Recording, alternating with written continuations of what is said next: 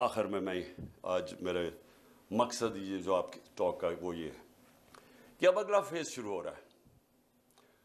Phase یہ ہے کہ عمران خان کے ارد گرد لوگوں کو پکڑو، پی ٹی آئی کے مین لوگوں کو اس وقت کیسز کرو اور ان کو پکڑو کہ اگر الیکشن ہونا ہی ہے تو ان کی پارٹی کو بالکل کمزور کر دو، یعنی یہ کیسز میں الجھائے رہے یا جیلوں میں چلے جائیں اور اس کے بعد الیکشن کروا دو۔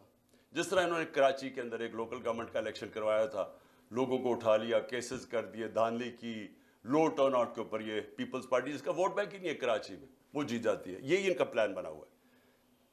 اب تک علی مین کو، اس کے بعد انہوں نے افتخار گمن، وہ میرے سیکیورٹی کے چیف تھے، اس کو اٹھا لیا۔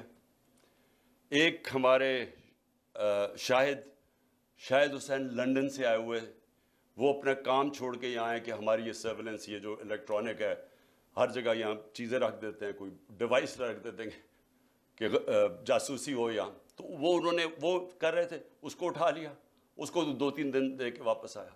اظہر ماشوانی کو 8 دن غائب کر دیا، اغوا کر لیا، اس کے بعد اس کو چھوڑا آ کے، اور اس نے پھر پورا اپنا عدالت کے سامنے بتایا اس سے کیا ہوا ہے۔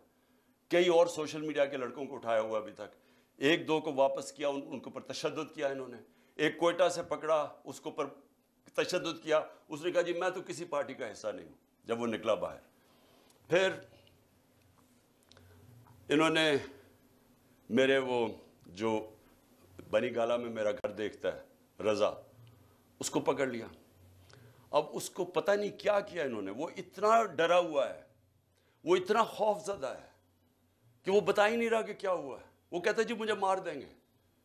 ہم اسے پوچھتے ہیں بتاؤ ہوا کیا، وہ اس کو کئی گھنٹے رکھا، اور وہ اس سے جو بھی کیا ہے وہ بیچارہ چپ کر کے بیٹھا ہوگا جی میں بتا ہی نہیں سکتا۔ اب میں آپ کو بتا دوں، جب میں پرائم منسٹر تھا، میرے گھر میں جو 2 ملازم تھے، ہم نے ان کو پکڑا، وہ ایک ڈیوائس رکھنے والے تھے میرے بیڈ روم میں،